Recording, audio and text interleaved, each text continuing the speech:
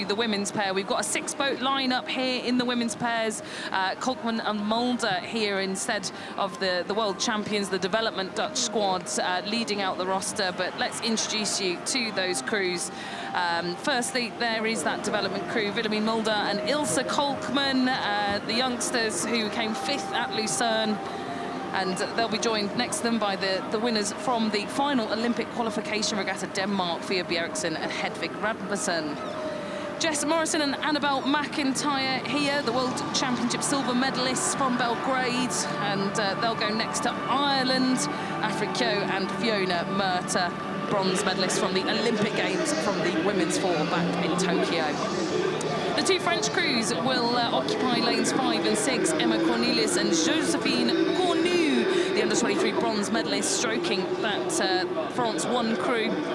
And then next to them will be the France 2 crew, and more developing talent here, and junior world champion Fleur Vacoure in the stroke seat, joined by Leia Herskovici in the bow seat, a junior silver medalist. So the under-19s looking to try and put a dent in the French senior pair, who didn't qualify for the Olympic Games, their home Olympics in Paris back in Lucerne. So they're unfortunate there for Cornelis and Cornu, but still here at World Cup 3. And there are probably the favourites here for this race, Morrison and McIntyre. But they won't be let off easy by these guys. The Irish Kyo and Murta here trying to pick up some race experience in this pair. They thought they'd just give it one more chance down the track in a competitive situation ahead of trying it out in Versama, the Paris Olympic course. And they were hoping for a tailwind by coming here, Crossy, from what I've heard, but they've been disappointed by the conditions that have ended up playing out on Lake Malta. Yeah, but it's great to see them. Fiona Murta there, the 28-year-old, studied in New York, Fordham University, the Galway rower. Fia Bjergsen in the stroke seat, the legendary Fia Bjergsen, who famously got a silver in the London Olympics back in 2012 in the single. And Paris will be her 4th Olympics, Crossy, which is pretty remarkable, I think. For a woman and a mum, it's just amazing, and it does show there's longevity in our sport. You know, particularly for women, if you're interested in a lifelong career as a rower, or up to your 40, or anyway, then try rowing. Well, here we go. We're under starters orders here. The women's pair, the last race of the World Cup series for the women's pairs. And it's going to be a real battle out at the front of the field. Australia, Ireland, the Dutch also here trying to hang on to the World Cup win. Kolkman and Mulder having to try their best to finish as high up the rankings as possible. Yeah, we should mention the overall World Cup is being led at the moment by the Netherlands. All the races go into the overall World Cup winners. It's between Netherlands and GB, so any good positions from the Netherlands will push them further away from GB. Great start by Cornelius and Cornu, the two French women. We were talking to John Keogh, who coaches this fantastic Aussie pair of Morrison and McIntyre. And if you are joining us from Australia, I know it's around about 5 o'clock in the afternoon there. Welcome to the Poznan course. It's just past 9 o'clock in the morning here. But that Australian pair, I would have liked to have seen them get out quicker. You know, when they raced the Dutch, who beat them in Lucerne 3 weeks ago, the Dutch just got out quick and blew them away. And I think Morrison and McIntyre somehow have got to get a first 500 metres quicker than they did at last year's World Championships. And I guess they're much fitter now, or in Lucerne. And working on that race pace, it'd be interesting to see their splits down. The other alternative is they kind of have hardly any fade between the first and second 500 metres. So, the Aussies are out to win this, but also produce a fantastic race profile.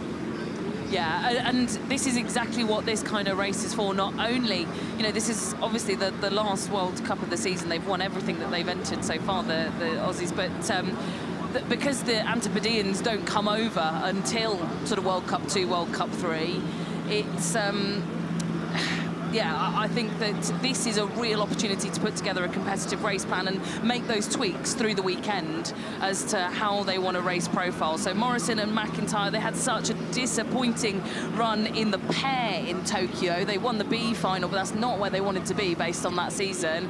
And they're putting everything into this now. They're focusing on this pair. Yeah, and that famous image of these two women winning the Olympic gold medal in the four, Olympic champions. But then, because the racing was conflated because of the typhoons, failing to qualify for the final in the pair and being in tears, just won Olympic gold medal, and they're in tears because they haven't qualified the pair. The Greeks just rode them through. So that's one of sport's, you know, most famous image, but they are out in front, Camilla. Only one length, though, which I think in a pair, despite them being the fastest boat on the water, not a comfortable margin. And it's actually the Danish that are sat in silver medal position at the moment. Fie Udby Eriksson, we've talked about already. Hedvig Rasmussen, the Olympic bronze medalist from the women's four back in the Rio de Janeiro Olympics in 2016. And it's all coming into alignment. They've got about a canvas over the rest of the field. I think the French doing particularly well to stay up here with this competitive race, and also the second Dutch pair, essentially, in for a medal currently on the runnings. Yeah, you called it right. These drone shots are great because they really do tell us the position. So there's Fie Udby Eriksson's bow. You can see Hedvig Rasmussen. She's just on the right of your picture. She's so tall, Hedvig Rasmussen. 1.87 or 6'2", if you're looking in imperial measures. Fie looks to be really smooth and relaxed there. A little bit more aggressive from this Irish pair of Keogh and Murtagh, but that's the style they love to row. Big, strong goyles, as the Instagram tag would say. Well, lots of different Instagram tabs, because it's the Danish sweethearts, isn't it, who got the full house back at the final Olympic qualification regatta in Lucerne. They managed to qualify the pair, the 4 and the 8 for the Olympic Games. So Danish sweet women's rowing on an ultimate high, and currently in silver medal position against these guys, the Australians, who are one of the giants of this sport. And what a move there for Morrison and McIntyre. Yeah. They've kicked that out. They have kicked it out, and I was just looking at the splits, just a 2-second fade between the first and the second 500 metres. I think they're going to be loving that, and this is where they're going to do damage. So I think in terms of the race plan, John Keogh has essentially said, right, you just really put it in that third quarter. So we're now looking at the Irish and Danish, Camilla.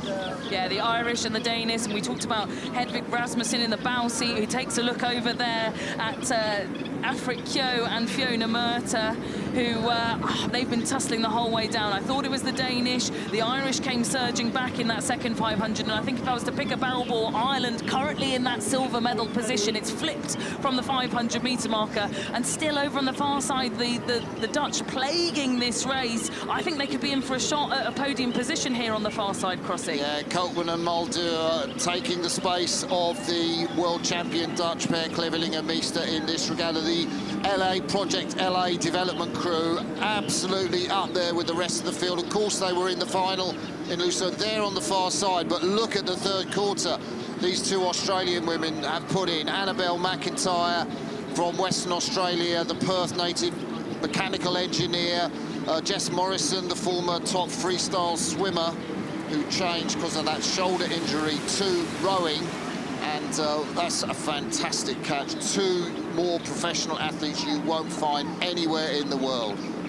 Yeah, and they've got the 8 to race later on, and they actually were very keen themselves to find another race in this World Cup. They've asked the Australian coaches, we need to put an 8 together, so they've got another race yet to race already. But look at this, here come Ireland. It's a huge sprint. Afrit Keogh, Fiona Murtagh. This is what we're used to seeing here from Ireland, and they've gone early, 500 metres to go, and they've put half a length into the Danish. Yeah, that's a brave move from the Galway stroke woman, Fiona Murtagh. She's really laid it down. And Fie Udby Eriksson, well, their heads in the boat. The Danish crew are not phased about that. They've had a really good race, and it is just 250 metres to go. The Australians, with that wonderful margin out in front, can look back on this unfolding, brilliant contest for the silver and bronze medals. Stunning from the Australians. We're going to let them row out of the picture, because look at this, half a length between silver and bronze. Ireland and Denmark. Ireland have the boat speed in hand here, but what do Denmark have? They need to get a sense of urgency into this final 20 strokes. We're well into the red boys here.